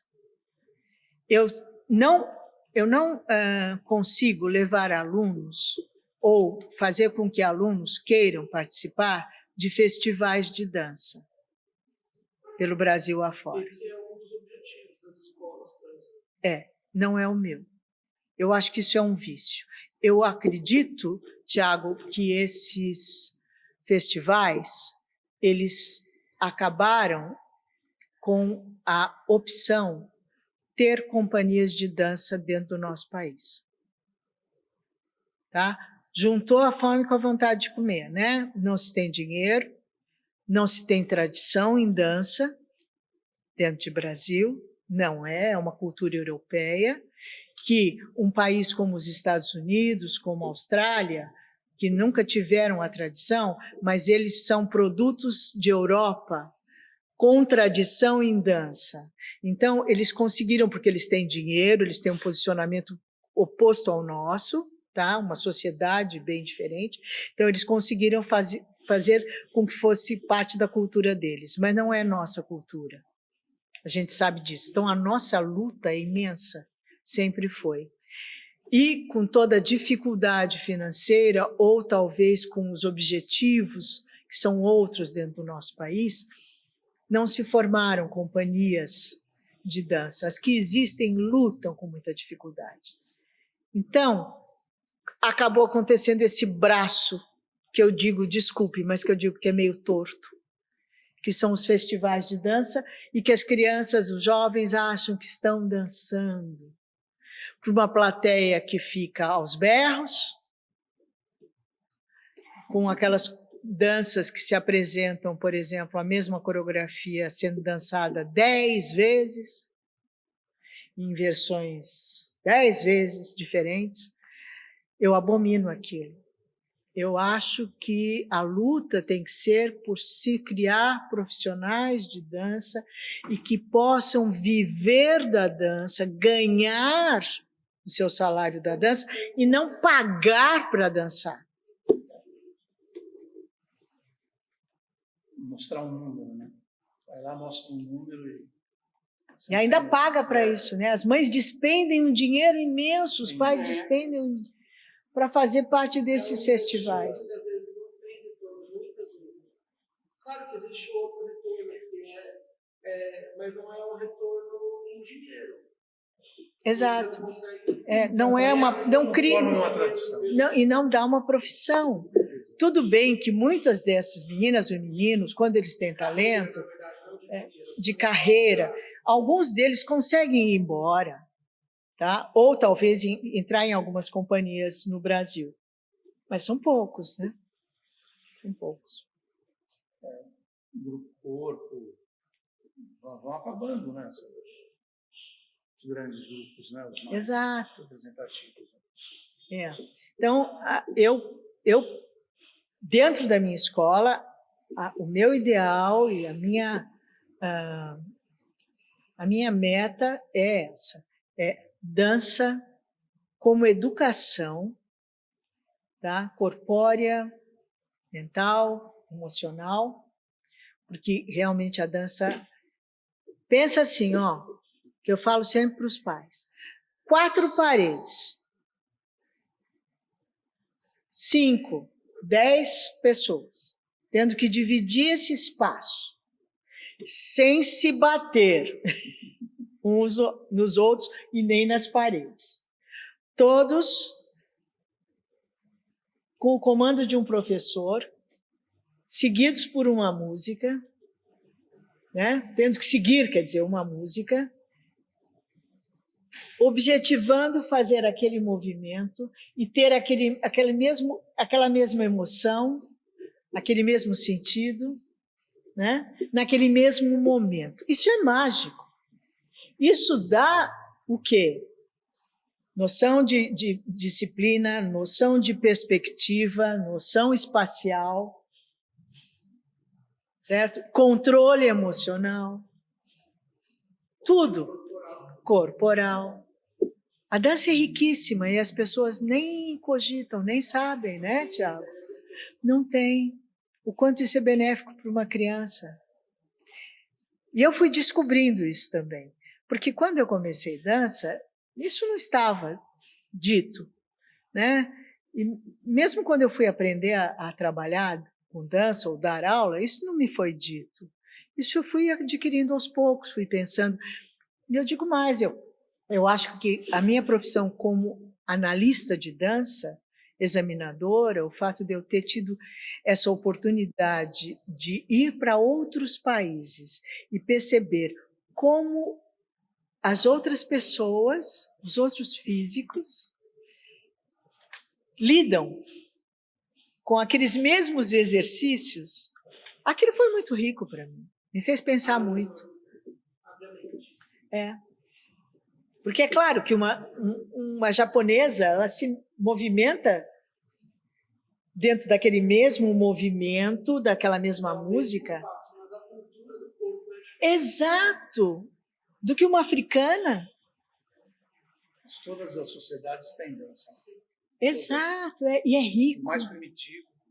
Isso. E se evidencia... muito ligado à religião, não é isso? Total. Eu vou contar uma coisa rapidinha, que é muito gozada. Eu fui examinar no Peru, numa cidade lá em cima, nos Andes, onde até eu tive uma dificuldade imensa de equilíbrio, né? Estava examinando aquelas crianças e as crianças não saltavam. E eu dando nota baixa para elas, porque elas não saltavam. Aí eu cheguei no hotel, fiquei olhando aquilo, falei, mas isso é uma geral? Isso é um erro do professor? Aí eu levantei e resolvi fazer um exercício que elas tinham que fazer de salto. Eu voltei para os papéis, mudei as notas de todas. Impossível. Falei, impossível. Eu estou exigindo uma coisa que é impossível. Né? Eu tive que mudar as notas. Geografia. Exato. Né? Então eu falei, nossa... Não tem ar nenhum.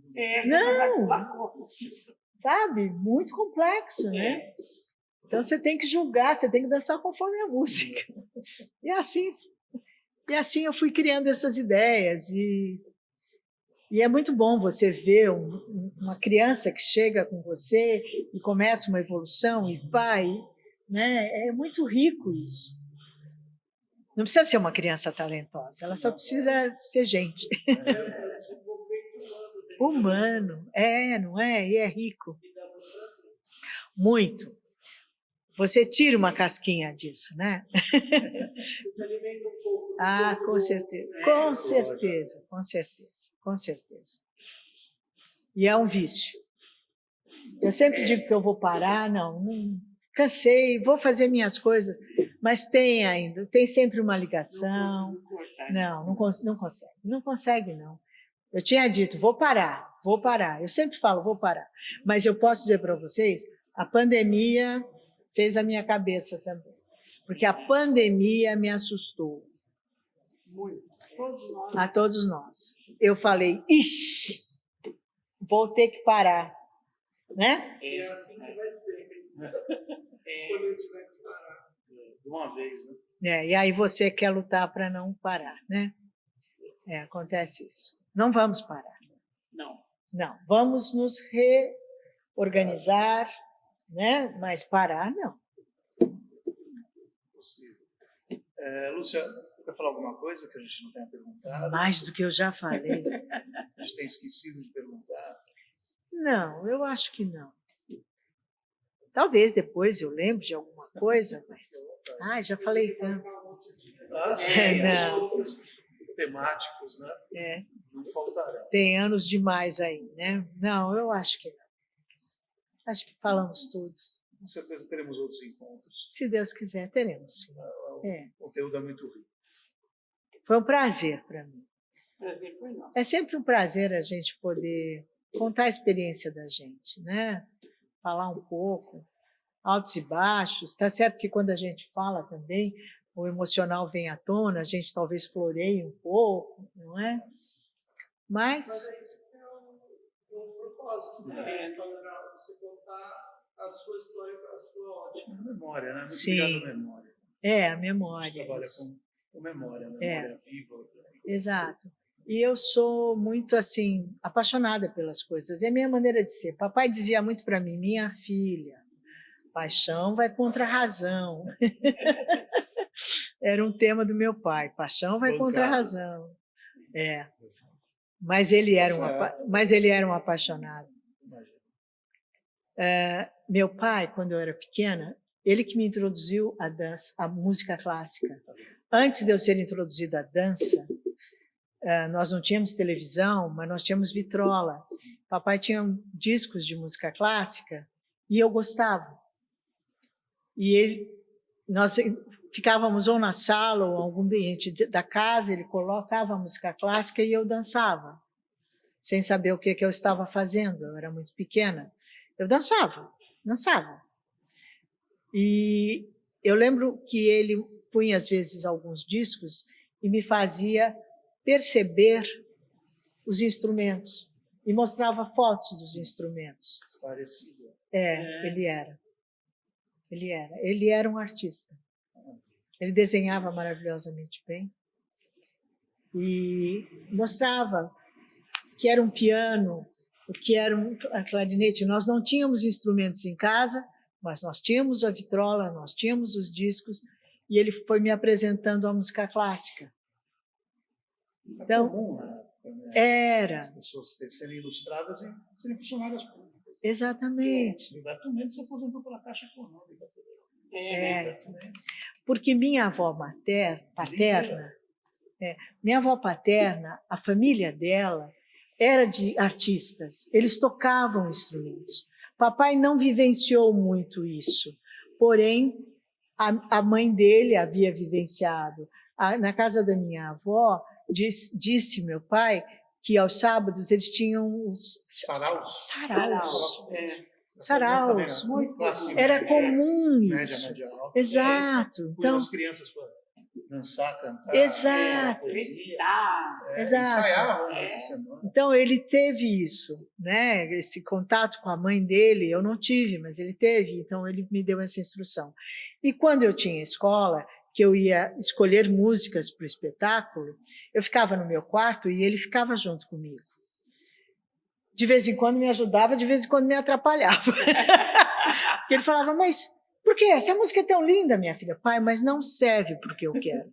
Como não serve, minha filha? O que é que você vai fazer? Aí eu falava, não, você dá um jeito, porque a música é linda. Eu falava, pai, calma. Eu guardo para uma outra época. E ele escolheu uma música que era para abrir o espetáculo. Num determinado ano lá, ele falou, você precisa pôr uma música para abrir o espetáculo. E era uma música de Leroy Anderson, e ele escolheu essa música, então eu abria os espetáculos com essa música. No ano que ele morreu, eu não consegui mais. Aí, depois de muitos anos, eu falei, eu vou usar. Eu nem lembrava qual era a música, mas eu lembrei, ó, tinha mais coisa para contar. E eu voltei a abrir os espetáculos com essa música. Depois eu parei, comecei a usar outras músicas, porque aí eu diversifiquei. Eu comecei a fazer montagens, prólogos para os espetáculos. E tive essa ideia de montar prólogos, e aí as músicas eram de acordo com os prólogos, né? Da mesma forma como eu acabei lançando muitas coisas na cidade, que as outras professoras, eu não vou dizer que me copiaram, mas usaram, gostaram da ideia e começaram a implantar nas escolas delas. Então, por exemplo, eu inventei o que eu chamo de finalzão, que para finalizar o espetáculo e trazer para o palco todos os alunos.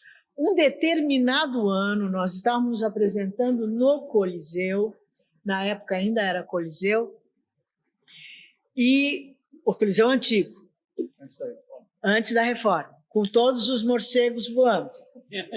Eles voavam mesmo. Né? E eu não sei por que cargas d'água me deu isso na cabeça de montar esse final. Fui correndo no dia do espetáculo, arranjei uma música, trouxe a música, juntei todos os alunos e montei na hora. Né? E a noite foi uma loucura, porque tinha montado aquilo naquela hora. E aí comecei a montar finalzões, que a gente monta até hoje, e todo mundo, as outras escolas fazem a mesma coisa hoje em dia. E fui eu que encaixei isso. Deixa eu falar só essa parte do Coliseu. No Coliseu, a gente usava o Coliseu, por muitos anos usamos. Eu, a primeira vez que dancei na vida, não foi no Coliseu, foi numa sociedade... não era italiana, talvez fosse. Era uma casa que existia na esquina da Floriano Peixoto com a Bernardino de Campos, uma casa arredondada que existia ali, existia uma sociedade ali. Eu era criança, não sei o que era. Eu fui fazer um solo, eu era pequena, eu devia ter uns meus 9, 10 anos. Eu lembro que me arranjaram uma fantasia emprestada e eu fui fazer um solo nesse local. Quem dava aula lá era um rapaz, Eduardo Sucena, se não me engano era o nome dele. Ele dançava com a Gláucia e ele que me convidou a Gláucia montou esse solo e eu fui dançar lá. Mas depois nós dançávamos no Teatro Coliseu.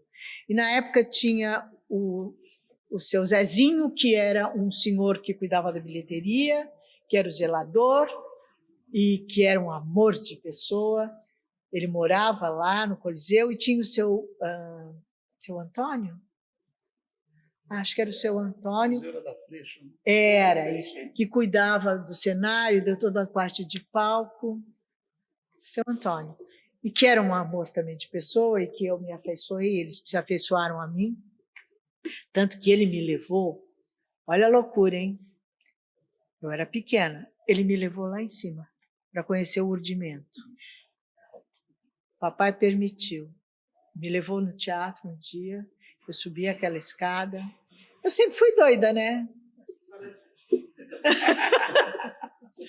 Ele me levou para conhecer o urdimento.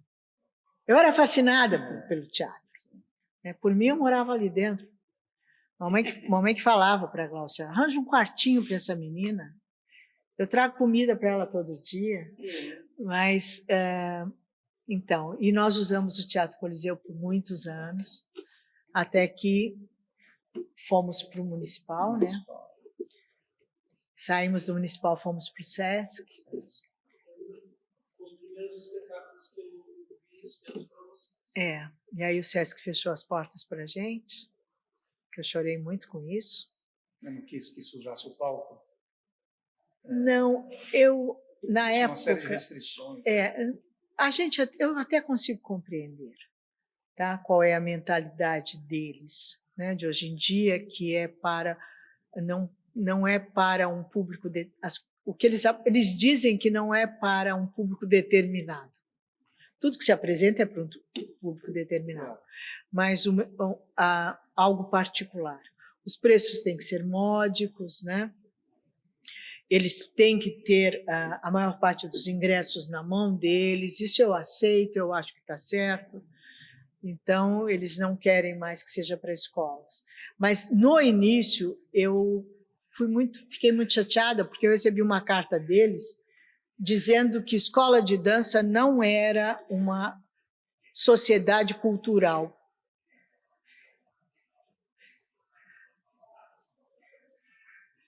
Eu falei, então eu sou o quê? Né?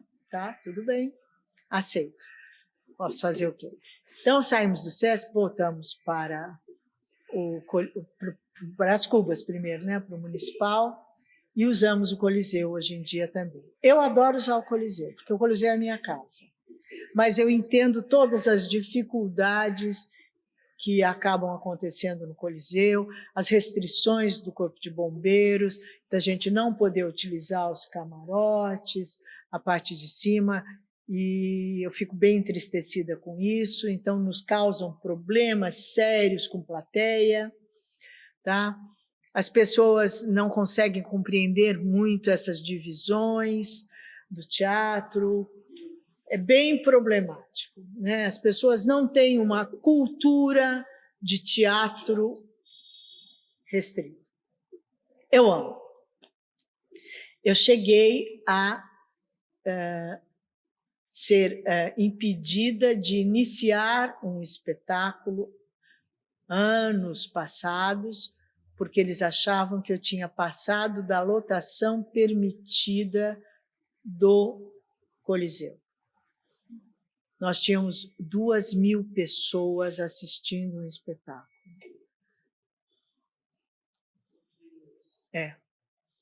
2.000 pessoas dentro daquele teatro. Lá em cima, forrado de gente. Eu lembro aquele ano que, quando eu fui para agradecer e que eles acenderam as luzes da plateia, que eu chorei muito. Eu falei, nossa, olha aí, aquilo foi fantástico, foi fantástico. Mas eles permitiram, tinha o corpo de bombeiro lá e tudo, e permitiram a gente. Mas me disseram que nunca mais eu poderia ter tanta gente. Né? E hoje em dia, por mais que eu queira Coliseu, às vezes não podendo. Eu passo a ficar no Municipal mesmo. O Municipal não tem a capacidade de Coliseu, mas ele é. Não, o Municipal é agradável. Tem. Hoje em dia tem, sim. Tem. É uma pena a gente não poder usar mais camarins, mas os camarins são amplos, não me queixo, não.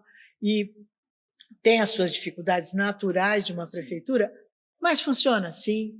Tá? A gente é muito bem recebida, tanto num local quanto em outro. Os profissionais são realmente amigos. Dedicados, respeitadores, eu gosto bastante. Sim. Então, eu sinto falta do SESC? Tá, eu sinto, mas estamos bem acomodados. Tivemos anos difíceis? Tivemos, mas hoje em dia não. Hoje em dia é bem agradável. E vamos continuar utilizando Brás Cubas e utilizando o Coliseu. E o Guarani, que a gente usa o Guarani. Eu amo o Guarani. O Guarani é uma caixinha de música para mim. A gente faz o teatro musical dentro do Guarani. E é uma delícia, gosto muito. Fomos muito bem recebidas. Eu lembro que o primeiro ano que nós fomos para lá, nós fomos tão bem recebidas. Nossa, foi uma delícia. É bem agradável, bem agradável. Estão pintando lá também. Estão reformando de novo agora. Que bom, que bom. É isso, a minha vida são 51 anos de vida. É verdade. A Fundação Arquivo Memória de Santos, juntamente com a Universidade de São Judas, campus Unimonte, e o Museu Devaney, Centro de Memória Esportiva Devaney, agradece o depoimento de Lúcia Milagro. Eu agradeço. Me senti muito honrada com isso.